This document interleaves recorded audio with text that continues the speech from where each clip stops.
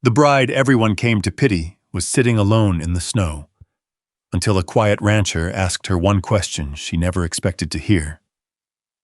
Clara Bennett stood outside Red Hollow's church with a crumpled wedding note in her hand as the winter wind cut through her dress. The church doors closed behind her, and the sound of her empty footsteps faded into the snow-covered road. With nowhere left to go, she sat beneath a pine tree, until a stranger on horseback stopped and asked, "Do you have anywhere left to go?" But her answer would reveal just how far she had fallen. Stay with us and share your thoughts as this story unfolds. The winter of 1884 came early to Red Hollow, Montana territory. By the time the first church bell rang that morning, the wooden steps of the small chapel were covered with a thin layer of frost. Smoke rose from the chimneys along the main street, and horses stood quietly outside the buildings, their breath turning white in the cold air. Inside the church, Clara Bennett stood near the front, with both hands folded over the small bouquet she had made herself. Her wedding dress was not expensive. The lace at the sleeves had been repaired twice, and the buttons had once belonged to her mother's old coat. But Clara had cared for that dress through the long journey from Tennessee because it carried a promise, a new beginning, a home, a place where she would finally belong. She had crossed hundreds of miles after exchanging letters with Samuel Whitmore. His words had sounded certain. He had written about the ranch, the mountains, and the life they would build together. So Clara came. She sold what little she could. She packed her mother's journal, a few dresses, and the small wooden box that held the last memories of her family. She left behind everything familiar because she believed someone was waiting for her at the end of the road. But Samuel Whitmore never walked through the church doors. 40 minutes passed, then another 5. The preacher cleared his throat softly and glanced toward the entrance again.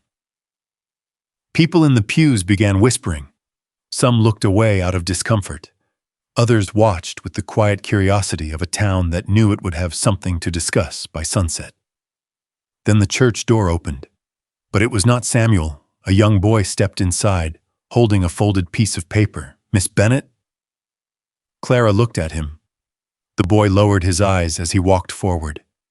"This was left for you." The room became still.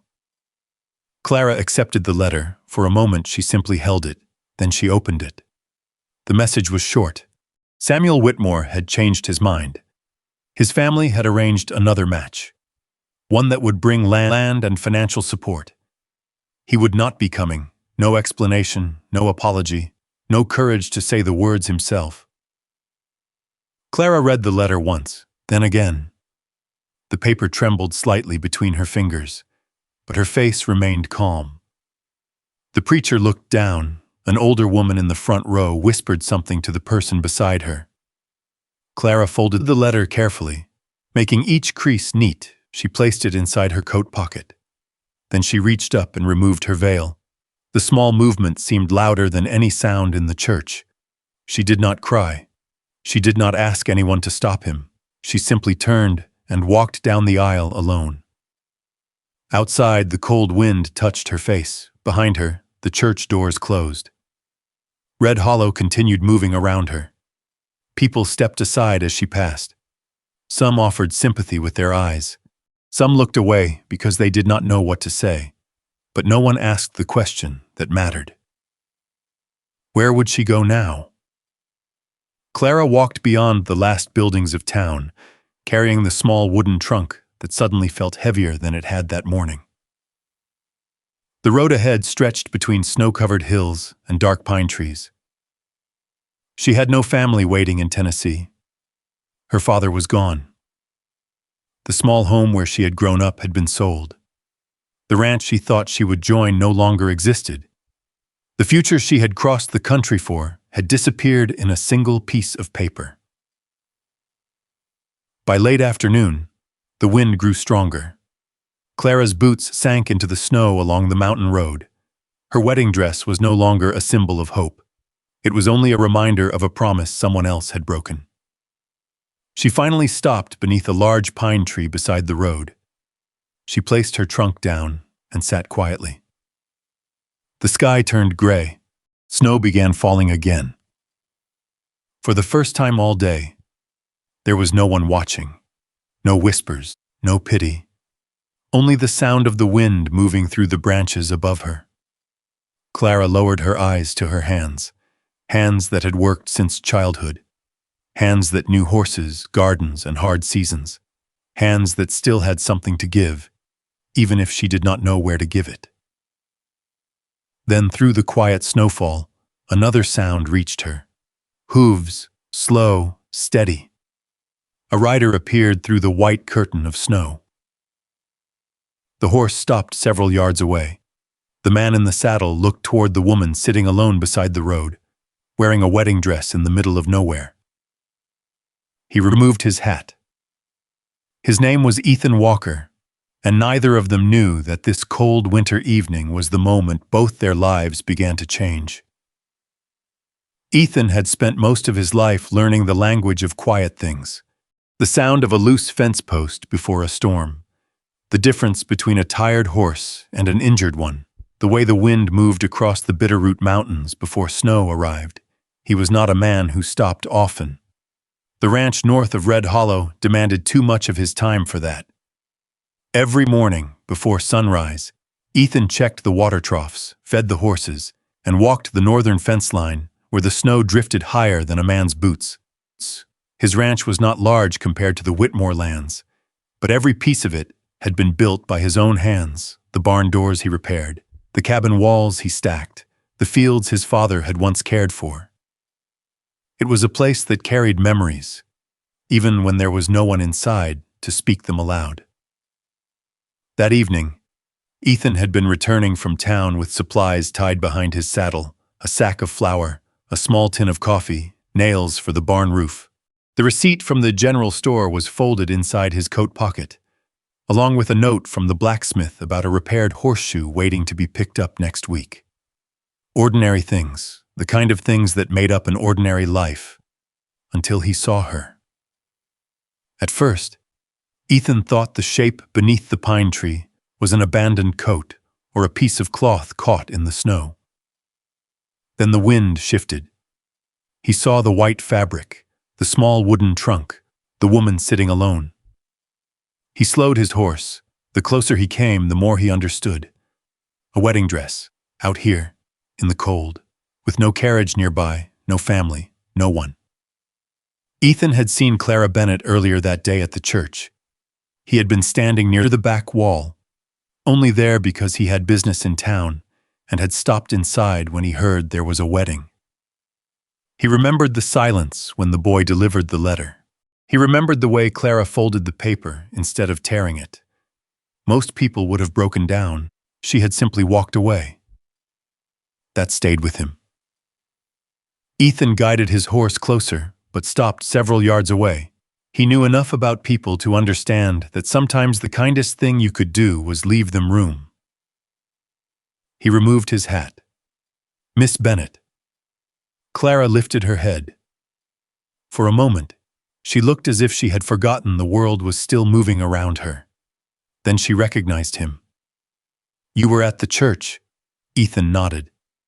Yes, the wind moved between them. Snow rested on the shoulders of his coat. Clara looked away. I imagine everyone in town has already heard. Ethan did not answer immediately. He knew the answer would not help. Yes, he finally said. Her fingers tightened around the edge of her coat. There was no anger in her face. That was what bothered him most. Anger meant there was still strength being spent. She looked tired. Not from the road, from carrying too much for too long. Ethan glanced toward the darkening sky. Miss Bennett, it's getting late, I know. The nearest boarding house is back in town. Clara gave a small, almost humorless smile. I don't believe they are expecting me. Ethan looked at the small trunk beside her. You have family nearby? No. Friends? A pause. No. The answer was quiet, but it settled heavier than the snow around them. Ethan stepped down from his horse. He kept a respectful distance. Then he asked the question that came to him before he could think of a better one. Miss Bennett, Do you have anywhere left to go? Clara looked at him. The question was simple, but it reached the one place she had been avoiding all day. Her eyes dropped to the ground. For several seconds, only the wind answered. Then she whispered, "No."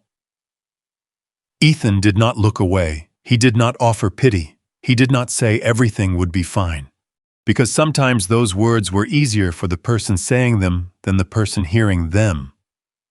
Instead, he looked toward the road leading north. "I have a ranch about an hour from here." Clara looked back at him. "A ranch? Yes. I don't need charity, Mr. Walker." The words came quickly, almost like she had been preparing to defend herself against them. Ethan nodded slowly. "I didn't offer charity." That made her pause. "My northern stable needs someone who knows horses. One of my older mares has been struggling, and I haven't had the time to give her what she needs." He looked toward the small trunk. "I can offer you work, a room, wages." Clara studied his face. "You don't even know me, no. Then why?" Ethan was quiet for a moment. "Because I know what it looks like when someone is standing somewhere they were never meant to stand alone." The words surprised even him. He was not a man who spoke much. Clara looked down at her hands. Hands that had traveled miles. Hands that had packed away one life and arrived hoping for another. "I was supposed to have a home today," she said softly. Ethan lowered his eyes. "I know. And now I don't know what I have." The snow continued falling. Ethan reached into his saddlebag and pulled out an extra wool blanket. He placed it on the ground halfway between them, not forcing it into her hands, just leaving the choice with her. "A person with the skill doesn't need charity, Miss Bennett." Clara looked at the blanket, then at him. For the first time that day, someone had not looked at her like a woman who had been rejected. He looked at her like someone who still had something to offer. After a long silence, Clara stood. Her legs were stiff from sitting in the cold. She picked up her trunk. It was heavier than before, but she carried it herself. Ethan helped lift it onto the wagon only after she nodded. No assumptions, no demands. Just a quiet agreement between two strangers. As the wagon moved away from Red Hollow, Clara looked back one last time. The church stood in the distance, its wooden walls fading into the snowfall. Behind one of the windows, a figure stood watching. Samuel Whitmore. He had expected tears. He had expected Clara to return home defeated. Instead, he watched her leave town beside another man, and for the first time he wondered if the woman he abandoned had ever truly needed him at all. The thought stayed with Samuel Whitmore long after the wagon disappeared beyond the last row of buildings in Red Hollow. He stood near the church window, one hand resting against the wooden frame. The same church where Clara Bennett had waited for him. The same place where he had chosen not to walk through the doors. He told himself he had made the practical choice. His father had reminded him that feelings did not build businesses, and a marriage to the banker's daughter in Coldwater would bring connections Samuel could not ignore. That was what he told himself, but watching Clara leave without looking back left something unsettled inside him. She had not begged. She had not returned. She had simply found another road. And somehow, that bothered him more than anger would have. Miles away from Red Hollow, Ethan Walker's wagon climbed the narrow mountain trail toward his ranch. The journey took nearly 2 hours. The snow-covered path twisted between tall pine trees, with the Bitterroot Mountains rising like dark walls on either side. The horses moved slowly, their hooves pressing into the frozen ground. Clara sat quietly beside Ethan. She kept both hands around the wool blanket he had given her. The silence between them was not uncomfortable. It was simply unfamiliar. Most people she had known filled silence because they feared what might be hiding inside it. Ethan seemed different. He let silence exist. After several miles, Clara looked toward him. Do you always travel this quietly? Ethan glanced over. A small question, a small smile almost appeared. Most days, and people don't complain. Not many people come along. That answer surprised her. She looked toward the mountains ahead. You live alone? Yes. For how long? Ethan tightened his grip on the reins. Long enough. Clara noticed the way he answered. Not cold, just careful. She did not ask more. By the time they reached the ranch, the sky had turned deep blue. The property sat in a wide valley surrounded by mountains and open fields. A wooden fence stretched across the front pasture. Beyond it stood a barn, a small stable, and a modest cabin with smoke rising from the chimney. It was not a wealthy ranch, but it was cared for. Every fence post stood straight. Every tool had a place. Every piece of wood stacked beside the cabin looked like it had been measured twice before being cut. Ethan opened the gate and guided the wagon inside. A gray mare lifted her head from the stable. Clara noticed immediately. The horse stood differently from the others. Careful, slow. She's hurting, Clara said. Ethan looked at her. You can tell that from there? Clara stepped down from the wagon. She approached the mare slowly, holding out her hand first. The horse sniffed her fingers. She's favoring her left side, Clara said, and she's protecting her shoulder. Ethan watched. He had owned that horse for 8 years. He knew every habit she had, but he had never seen anyone read her so quickly. That's Rose, he said. Clara ran her hand gently along the mare's neck. She's been working too hard. Ethan was quiet. Then he nodded. Probably has. Inside the cabin, Ethan showed Clara the room. It was small, a wooden bed, a wash basin, a narrow window facing the mountains. A small table sat beside the wall with a candle holder and a folded quilt. It's not much, Ethan said. Clara placed her small trunk beside the bed. It has a door. Ethan looked at her. A lock too, he added. For the first time since leaving Red Hollow, Clara smiled. Only slightly, but Ethan noticed. The next morning, Clara woke before sunrise. Old habits. She folded the blanket, washed her face with cold water, and stepped outside. The ranch was already beginning to move. The horses shifted in the stable. The wind moved across the fields. Ethan was repairing a broken section of fence near the eastern pasture. He looked surprised when he saw her carrying a bucket. You don't have to start today. Clara looked toward the barn. I need to. Ethan understood, so he simply handed her a pair of gloves. The days that followed changed the rhythm of the ranch. Clara did not try to prove herself with words. She worked. She cleaned the stalls. She helped with the cattle. She noticed things others ignored. A weak fence, a sick calf, a horse that needed rest instead of more work.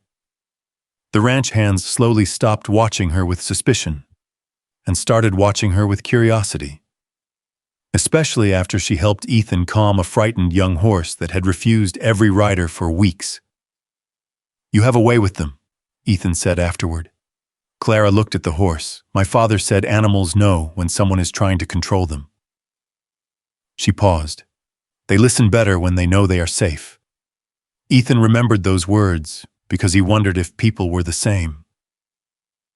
Weeks passed. Winter slowly loosened its grip on the valley. The cabin became warmer, not because the fire burned differently, because there was someone else there. Mary Collins, Ethan's widowed neighbor, was the first person to notice. She arrived one afternoon with a basket of fresh bread and stopped when she saw Clara repairing a saddle outside. Well, Mary said, smiling. Ethan looked up from that fence. What? Mary handed him the basket. Nothing, but her eyes said otherwise. That evening, Ethan sat across from Clara at the small kitchen table. 2 cups of coffee rested between them. The fire cracked softly. Neither spoke much, but the silence felt different now. It was no longer empty. It was shared. Then one morning, everything changed. Smoke rose from the northern side of the ranch. Ethan saw it before anyone else. He dropped the hammer in his hand and ran. The stable was burning, not completely, but enough. The horses were frightened, the air filled with the sharp smell of smoke and burned wood. Clara rushed after him. Together they opened the gates and guided the animals away. No one was hurt, but Ethan stood in front of the damaged stable afterward without moving. The building could be repaired, the tools could be replaced, but something else had been damaged. Near the ashes, Ethan found a small piece of paper pressed beneath a stone. He picked it up. His face changed as he read the words. Clara stepped closer. "What does it say?" Ethan folded the paper once, then again. He handed it to her. 3 simple words were written across it. "Some people don't belong here." The wind moved through the broken boards. For the first time since Clara arrived, Ethan's hands were not completely steady, and Clara saw it. The man who seemed impossible to shake was carrying a burden he had never spoken about. Something had followed them to this ranch, and it was not finished yet. For several days after the fire, the ranch felt different. The horses were back in their stalls. The damaged boards had been removed. Ethan had already measured the stable walls and made a list of supplies needed from town. He moved the way he always did, quiet, steady, as if every problem could be solved by working hard enough. But Clara noticed the things he did not say. The way he stood outside at night longer than usual. The way he checked the northern fence twice before coming inside. The way he folded the small piece of paper with those 3 words and kept it inside his coat instead of throwing it away. Clara knew that feeling. The feeling of carrying something heavy while pretending it was nothing. One morning, she found Ethan repairing a broken hinge on the barn door. "You should rest," she said. He did not look up. "The barn won't fix itself, neither will you." The hammer stopped. For a moment, Ethan remained still. Then he placed the tool down. "I'm used to handling things." Clara looked at him. Everyone says that until they don't have to anymore. Those words stayed between them. Ethan looked away first. Not because he was angry, because she had understood something he had never explained. Later that afternoon, Clara packed her small wooden trunk. She folded her dresses carefully, placed her mother's journal inside, then wrapped her hands around the old leather cover for a moment before closing the lid. Ethan found her near the cabin door. The sight of the trunk was enough. "You're leaving." Clara did not turn around immediately. "I think I should." "Why?" She looked toward the burned stable. "Because every time something goes wrong, I am there. That doesn't mean it is your fault. But it started after I arrived." Ethan stepped closer. "Clara." She looked at him. Her expression was calm, but her fingers held the edge of the trunk tightly. "I came here because I had nowhere else to go. I won't stay somewhere and watch someone lose everything because of me." Ethan was quiet. The wind moved through the valley. A loose piece of wood tapped softly against the cabin wall. "Finally," he said, "when I found you on that road, you thought you had nothing left." Clara lowered her eyes. "You gave me a chance." Ethan shook his head. "I gave you a door. You walked through it yourself." She looked back at him. "The ranch was different after you came." His voice remained low. "Before you arrived, I had a place to sleep. A barn, a herd." He paused. "But it was just a place." Clara did not answer. Ethan looked toward the cabin window. "The first time I saw you sitting there in the snow, you looked like someone who had lost everything." A small pause. "But now I see someone who brought something with her." For a moment, Clara almost smiled. But then a sound came from the road. A horse approaching. A man in a dark coat stopped near the gate. It was Thomas Reed, the town lawyer. He carried a leather folder under one arm. Ethan Walker? Ethan stepped outside. Yes? Thomas removed his hat. I'm sorry to arrive without warning, but I believe I have something that belongs to Miss Bennett. Clara walked closer. Thomas looked at her carefully. So I found your name while reviewing old property records in Red Hollow. He opened the folder. Inside were several aged papers, their edges yellow from time. There was a box kept in the back of the county office. Most people had forgotten about it. Clara looked confused. What kind of papers? Thomas glanced at Ethan. Records from years ago, before this ranch belonged to you. Ethan's expression changed slightly. My father? Thomas nodded. Your father's land dispute with the Whitmore family. The name hung in the air. Clara looked between them. Why would my family be involved? Thomas opened another document. This letter was written by your father. Clara took it carefully. The handwriting was unfamiliar, but the name at the bottom was clear. Her father. She read silently. Her breathing changed. My father knew your family. Ethan looked at Thomas. What does this mean? Thomas rested the papers on the wooden table outside the cabin. Years ago, before this ranch became valuable, your father helped Ethan's father prove his claim to this land. He provided records, witnesses, and information that prevented the Whitmores from taking control. Clara stared at the documents. My father never told me. Thomas nodded.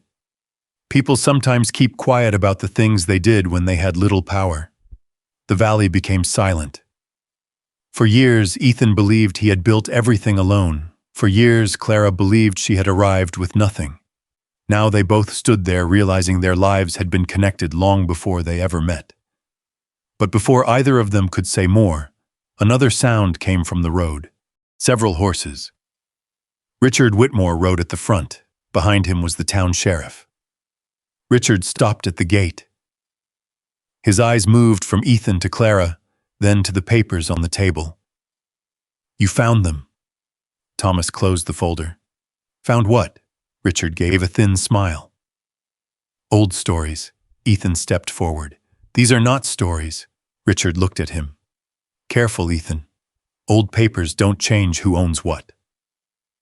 Clara stood beside Ethan. Richard looked at her. You should have left when you had the chance. The words were calm, almost polite, but they carried the weight of someone used to being obeyed. A woman like you was never meant to own a place here. The air went still. Clara did not lower her eyes. She had done that once, in a church. On a day when she believed someone else decided her future, she looked at Richard Whitmore and held the papers firmly in her hand. For the first time since arriving in Montana, she was not standing because she had nowhere else to go. She was standing because she had something worth protecting, and Richard Whitmore had just reminded her why she could not walk away. The following morning, Red Hollow was quieter than usual. News traveled quickly in a small frontier town. By sunrise, people at the general store were already talking about the papers Thomas Reed had found. Men standing near the stove with cups of coffee in their hands lowered their voices when Ethan Walker's name was mentioned. The Whitmores had controlled much of the valley for years, but old records had a way of bringing forgotten truths back into the light. Inside the town courthouse, the wooden benches filled before noon. Richard Whitmore sat near the front in a dark coat, his expression calm and confident. He had spent decades building his reputation. He knew how people saw him. A man with land, a man with influence, a man who was used to getting his way. Ethan stood near the back beside Clara. He had never liked rooms like this. Ranches made sense. A broken fence could be repaired. A sick horse could be treated. A storm could be prepared for, but people and their decisions were harder to understand. Thomas Reed placed the old documents on the judge's desk. These records show that the original claim on the Walker property was supported by information provided by Benjamin Bennett, he explained. Clara looked down at the papers, her father's name written there, not as a forgotten man, not as someone without importance, but as someone who had helped protect something that mattered. Richard leaned forward. Old papers do not change the present. Thomas adjusted his glasses. But they reveal how the present was built. A quiet murmur moved through the room. Richard looked towards Clara. You came here looking for a husband. The room became still. Clara felt every eye turn toward her. Months ago, those eyes would have made her lower her head. Not now. She stood straight. I came here believing I was going to build a life. Her voice was calm. I was wrong about one person. That does not mean I was wrong about myself. Ethan glanced at her. He had seen Clara endure a church full of whispers. He had seen her sit alone in the snow. But this was different. This was the first time she was not fighting to survive. She was fighting because she believed she belonged. Richard gave a small smile. You expect people here to believe you? Clara looked at him. Noah paused. I expect them to look at the truth.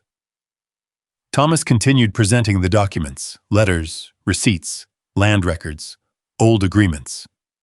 Piece by piece, the story became clear. Years earlier, Benjamin Bennett had helped Ethan's father prove his legal claim to the ranch. But after his death, those records had disappeared into county storage, leaving the story incomplete. The Whitmores had built their power on the assumption that no one would ever search for what was hidden. But someone had, and now everyone in the room knew. The hearing lasted until the afternoon light faded through the courthouse windows. When it finally ended, Richard Whitmore walked outside without saying another word. For the first time in years, he left a room without controlling the outcome. Outside, Clara stood on the courthouse steps. The cold air touched her face. Ethan walked beside her. You were brave in there. She looked at him. No. A small smile appeared. I was afraid. Ethan studied her. Couldn't tell. That's because I learned something. What? Clara looked back toward the courthouse doors. That being afraid and walking away are not the same thing. For a moment, neither spoke. Then another voice interrupted. Clara. She turned. Samuel Whitmore stood at the edge of the street. He looked different from the man who had left a letter at the church. Older, less certain. He removed his hat. I heard what happened. Clara said nothing. Samuel stepped closer. I made a mistake. The words sounded rehearsed. I thought I was choosing a better future. Clara looked at him quietly. And did you find it? Samuel hesitated. That hesitation answered enough. I know I hurt you. You left a letter. His eyes lowered. Yes. You let me stand there alone. I was wrong. Clara looked down the street where the church stood in the distance, the same road, the same town. But she was not the same woman who had walked away from that church months before. Samuel reached into his coat pocket. I want to make things right. Clara looked back at him. Do you? He nodded. I want another chance. The street became quiet. Even the people nearby seemed to stop moving. Clara took a slow breath. You didn't lose me when you left the church. Samuel looked at her. You lost me when you thought I had no worth without you. The words were not angry. That was what made them stronger. Samuel had no answer. Clara turned away. For the first time, she walked past him without carrying the weight of what he had done. That evening, Ethan took Clara back to the ranch. The repaired stable stood against the orange mountain sunset. The place was still damaged in some corners, but it was standing, like them. Ethan led her behind the cabin where a small patch of land overlooked the valley. I wanted to show you something. Clara looked around. A new fence had been built, a small garden area had been marked, a place waiting for something to grow. Ethan removed his hat. The first time I found you, you had nowhere to go. Clara looked at him. He glanced toward the cabin. Now you have a place. A quiet moment passed, but I hope you choose to share it with me. Clara did not answer immediately. She walked toward the stable. Inside stood Rose, the old mare she had cared for when she first arrived. Clara rested a hand against the horse's neck, the same horse, the same ranch, but everything had changed. She turned back toward Ethan. The first time you asked where I could go. Her voice softened. I had no answer. She stepped closer. Now I do. She placed her hand in his, and for a man who had spent years believing silence was enough, Ethan finally understood that some moments deserved words, not because they needed to be proven, because they needed to be remembered. The following spring, the Walker Ranch became known throughout the Bitterroot Mountains. The fields grew stronger, the horses were healthier, and Clara Bennett became known as a woman who could understand the land and the creatures living on it. She opened her home to young women who had nowhere else to turn. She taught them what her father had taught her: patience, care, value of honest work. The woman who once walked away from Red Hollow wearing a wedding dress and carrying a small wooden trunk had become someone people traveled miles to meet. Not because she had been chosen, because she had chosen herself first. And in the end, the question Ethan asked beside that snowy road was the beginning of everything. Do you have anywhere left to go? She once whispered. No, but she had found something greater than a place. She had found a home. And maybe that is what makes Clara Bennett's journey stay with us long after the snow melted from those Montana roads. Imagine standing where she stood, with nothing but a small trunk, a broken promise, and the feeling that the whole world had quietly closed its doors. Imagine wondering if the life you dreamed about was gone forever. But sometimes, the moment when we feel most lost is not the end of our story. Sometimes, it is the moment we discover what was waiting inside us all along. Clara did not find her worth because someone finally chose her. She found it because she remembered she had always carried it with her. Ethan did not give her a life. He gave her a chance to build one. And somewhere between a lonely ranch, a wounded horse, and two people learning to trust again, they found a love built on respect, kindness, and the simple choice to stand beside each other. Maybe we all have a road like Clara's, a moment when we have to decide whether we are defined by what we lost or by what we still have left to give. Tell us in the comments, what part of Clara and Ethan's story touched your heart the most? If stories of courage, healing, and unexpected love speak to you, stay with us. There are many more journeys waiting in the next chapters we share together.